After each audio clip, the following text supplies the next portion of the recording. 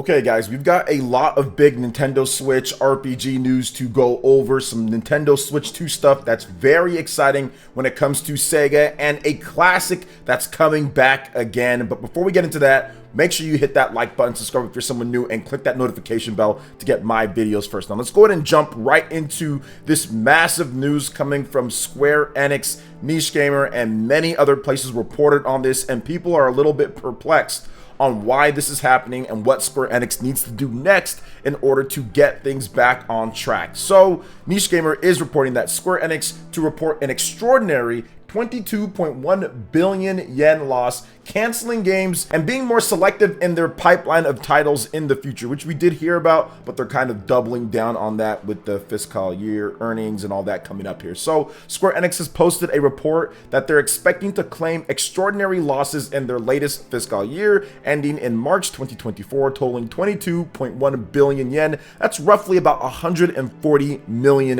Now the new report notes that the company will recognize extraordinary losses in content abandonment losses due to revised policy on development of high-definition games.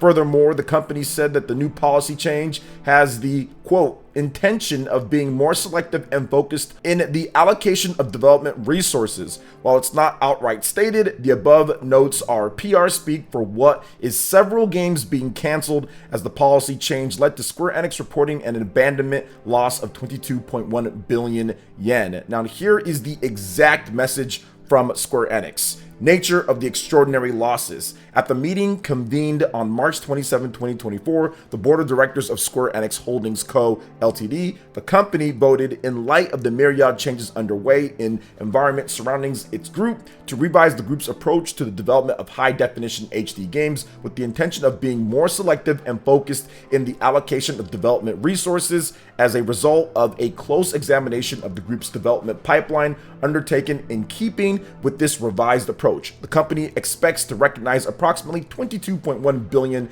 in content abandonment losses on its books for the fiscal year ended March 2024. The outlook is this. The company is carefully reviewing its consolidated forecast for the fiscal year ended March 2024 to assess the potential for impact from the above or other factors. Should revisions to its forecast prove necessary, the company will promptly disclose the same. So let's talk about this and break it down, because Square Enix is a company that has a lot of major franchises and IP, and this spread online like a wildfire. People are saying that somebody needs to come in and buy them. They're saying that Square Enix doesn't have anything. They need to stop making all these smaller games that they make. And look, it's a combination of a lot of different things, but no, nobody needs to come in and buy them, especially when right now they're not necessarily at their strongest. So there would probably be a lot of cuts if somebody was to swoop in and buy them. There'd be a lot of people laid off. But also too, right now at this point, Square Enix needs to get back to what they were doing, what made them super successful. I think that Square Enix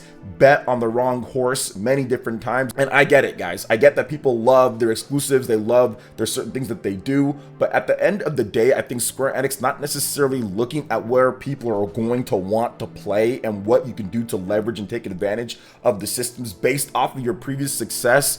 That is a fail when it comes to being a major business. Look, Dissidia Final Fantasy was a major side spin-off thing for them. They completely ruined it with Dissidia on the PlayStation 4 and then opted to not invest any type of resources on having Dissidia where it's supposed to be, which is the portable platforms where it was really successful, not having Dissidia on the Nintendo Switch. That should have been a brand new Dissidia game. There's other areas to where I think that they could have taken advantage of. You look at stuff like Neo 20, they didn't even advertise it at all when it comes down to it. And you also look at some of the stuff that they've done with their other IP that they just don't use. We have no idea what's going on with Chrono Trigger. All we've gotten was Chrono Cross, the Radical Dreamers edition, which is nice, but nothing for Chrono Trigger. I think that allocation, instead of making all these different games like Star Ocean and Valkyria Elysium and all this stuff that's just mid, they could have put that into a really good Chrono Trigger game that could have absolutely brought back some of those sales and excitement to Square Enix. Now, I'm not saying that these are the things that's going to turn it around completely, having a Dissidia game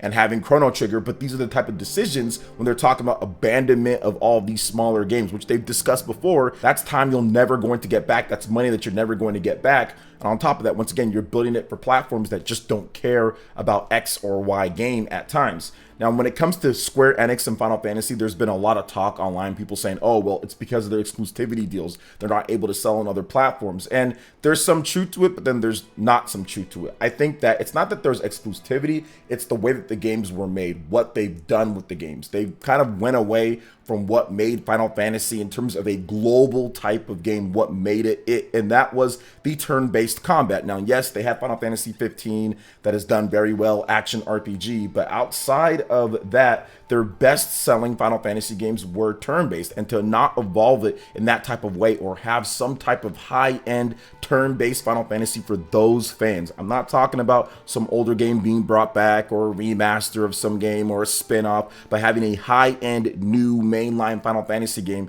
that isn't an action RPG for modern audiences, whether that's being developed for the Switch and then ported over to other platforms, or it's just going to be something that's on all platforms. That to me was a fail. That was a miss, because you have two games launching back to back that are pretty much similar but then different at the same time, right? Final Fantasy 16 is a very different game, but two action RPGs for the high-end AAA market, but you're not addressing what some people want. And I wouldn't even say some people, a lot of people want with a high-end turn-based Final Fantasy, which we've seen great success from other developers out there, like the Baldur's Gate devs, Atlas with Persona. That's overtaken Final Fantasy in terms of overall sales at this point because of multiple platforms and because they're delivering kind of what the fans are looking for when it comes down to it, and they make a spin-off or side thing that's more of the action RPG with Persona 5 Strikers. So I think that there was many different issues that you can go about, and I'm not saying that everything that I'm saying here is 100% fact or the way that it should have been, but I do feel that they made a number of mistakes, not leveraging the Nintendo Switch, not getting more Japanese sales, not focusing on maybe having an IP like Chrono Trigger ready to go on the Nintendo Switch. Imagine if there was a high-end Chrono Trigger game built for the Nintendo Switch, then ported over to other platforms. If you sold 3 million copies of Octopath Traveler, you absolutely would have sold at least 4, 5, or 6 million copies of a high-end, good quality Chrono Trigger game for the Nintendo Switch platforms and ported over. So we definitely need to make sure that we take a look at the flops as well. These are things that you guys already know was an issue with Square Enix. Foam Stars, that was a live service flop. Avengers, that is a licensed live service flop, so it's like a compound problem. Babylon's Fall was a disaster overall. Balan Wonderworld, not live service, but that game was terrible. Forspoken was a $100 million mess of a game, and it wasn't until later till it got better, but it was already too late. They had to close down that whole studio. The Final Fantasy mobile game that they brought out, The First Soldier or whatever, that game was also a flop where they shut it down after about a year. So those were all major issues as well. That's with Square Enix, which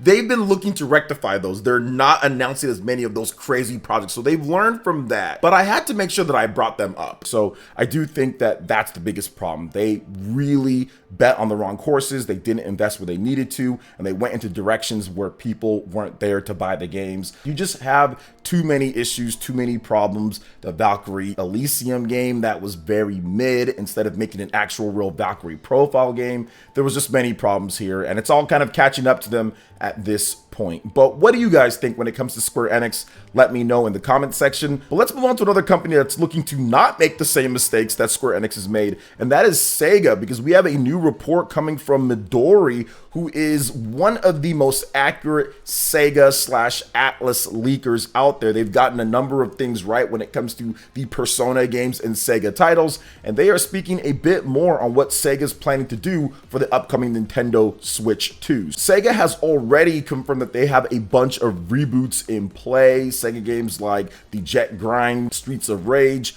and other games that are coming. But what platforms are those going to be on? Well, Nintendo Switch 2 will be one of them based off of what Midori is saying. So proven Sega leaker Midori has commented further on the slate of remakes in the works over at Sega, writes MyNintendoNews, and now says that all of them are destined for the successor to the Nintendo Switch. Sega previously announced that Jet Set Radio, Golden Axe, Shinobi, Streets of Rage, and Crazy Taxi are all being revived, though it refused to announce platforms. It now seems as though these titles will be skipping the original Nintendo Switch and will instead land on the unannounced Switch 2. So yeah, a lot of these titles, we know that they're coming, but we have no idea when they're coming at this point. So it definitely seems like they're kind of waiting till 2025 or more. They just want to let the audience know. Maybe they announce some more games this year, but Sega/Atlas has a packed lineup for this year between Unicorn Overlord and Persona 3 Reload and Shin Megami Tensei 5 Vengeance, and then there's Metaphor Refantazio. They've got a lot of games, so I don't think they really kind of want to muddy things up. This plan will probably be enacted next year. So Midori added this on Twitter: every Atlus and Sega remake is also releasing on Switch too. So there you go. They talked about it on Twitter. It's coming out. Midori has been saying different stuff, and she's been very accurate when it comes down to her leaks. So I'm going to give her the benefit of the doubt at this point. But once again, it is a rumor, but I would trust Midori on this until she really starts getting some things wrong. But I'm excited for what Sega has in plans. I mean, we heard about Metaphor Refantazio in addition to Persona 3 Reload. Those are also apparently going to be coming to the Nintendo Switch too. So Sega and Atlus are not going to make the same mistake that they made at the launch of the Nintendo Switch, not really trusting whether this system was going to be big or not, taking some time to get over some of their bigger games. And we saw what they did towards the end, Persona 3, Persona 4, Persona 5, but they've had big sales on the Nintendo Switch with their games. Persona 5 Strikers has sold good. If you look at it overall for older ports, another game like 13 Sentinels, that game didn't cross the million mark until the Nintendo Switch came into play. Unicorn Overlord is selling great on the Nintendo Switch, if not the best selling version of that game. So it looks like they're not going to make that same mistake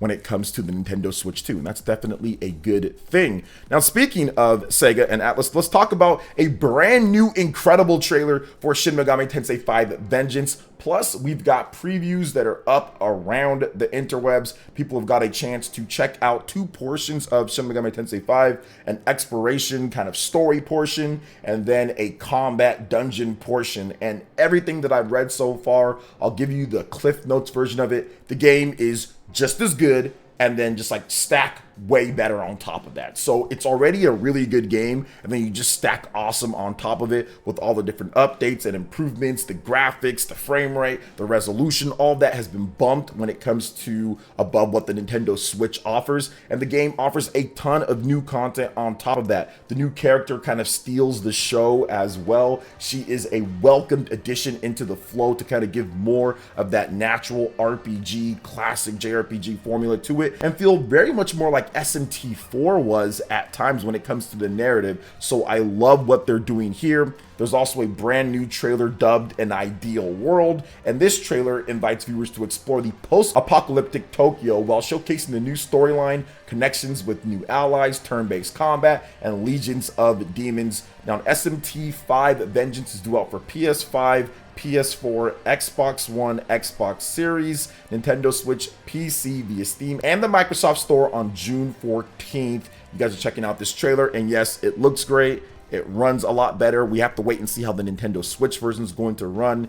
They're going to iron out some of those issues there with the game when it comes to the frame rate in some of the cutscenes and then some of the open-ended areas. But if you're getting it on PlayStation 5 or PC or Xbox, it's absolutely going to be a bit of a better experience overall than what was offered in the 2021 version of the game. So I'm very excited to pick up a PS5 copy of the game. I'll probably get a PC copy for review as well and do some compare and contrast and give my thoughts on it on live stream. So I'm very excited to see more of SMT5 Vengeance. But to be honest, I'm already sold. I'm getting the game no matter what. And they're already talking about how this is going to be like a 160-hour experience. I'm like thinking to myself, I kind of want to go through that, obviously because of all the updates and additions. But then again, it's like another 160 hours or 100 plus hours. I already put 100 hours into the game. But it is a brand new storyline there, and it's got so many changes and additions and new things to it. I think it will be worth the extra playthrough, even if I kind of slow burn through the game. So yeah, SMT5 Vengeance looking absolutely incredible, and I'm definitely looking forward to checking out more of the game June 14th. So it's coming up. It'll be here sooner than you know it. Now, for the last topic here, guys, we're going to get into another Hi-Fi Rush sighting. So this was so crazy with this game beforehand. Hi-Fi Rush seems to be happening on the Nintendo Switch. People felt that it wasn't because the PS5 version was already released and there was nothing for the Nintendo Switch version. So we missed out on that, but it looks like it's coming because there is an official rating from the PEGI with Hi-Fi Rush on the Nintendo Switch. So it does look like it's incoming on Nintendo Switch family of systems. MyNintendoNews does right, and it's been rated by the Pan-European Game Information's Rating Board. I didn't know that's what it was called, or what it stood for in terms of the abbreviation, but now I know. I knew it was the European Ratings Board, but I didn't know it was Pan-European Game Information Rating Board. So PEGI gave Hi-Fi Rush 2 a 12 rating due to, quote, moderate violence and bad language, and says it's not suitable for those under 12. You're not the boss of me, PEGI. If I want to let my daughter or anybody play it that's under 12 in my household, I'll let them. So yeah, it does look like it's coming over here. I thought maybe they were going to save it for the Nintendo Switch 2, but maybe not. I don't think it's actually out at this point, and there hasn't been anything that's been announced so far. Maybe Nintendo will announce it at a Nintendo Direct coming up or something like that. I'm not really sure, or maybe it'll even be at Microsoft's show coming up. Probably not, though. But I'm guessing it's going to be at Nintendo's show. They're going to show off Hi-Fi Rush because they did show Pentiment and Grounded at the last partner showcase. So I'm guessing a game like Hi-Fi Rush, considering how high profile this game is, that'll probably be at some type of Nintendo showcase later in the year. But what are your thoughts on all this, guys? We got a lot of great topics. Let me know in the comment section below. Thank you so much for watching. I do appreciate it. Please make sure you hit that like button, subscribe if you're someone new, click that notification bell, and check out my other Nintendo Switch and RPG videos right here on screen. Thanks for watching, and we'll catch you guys for the next one. Peace.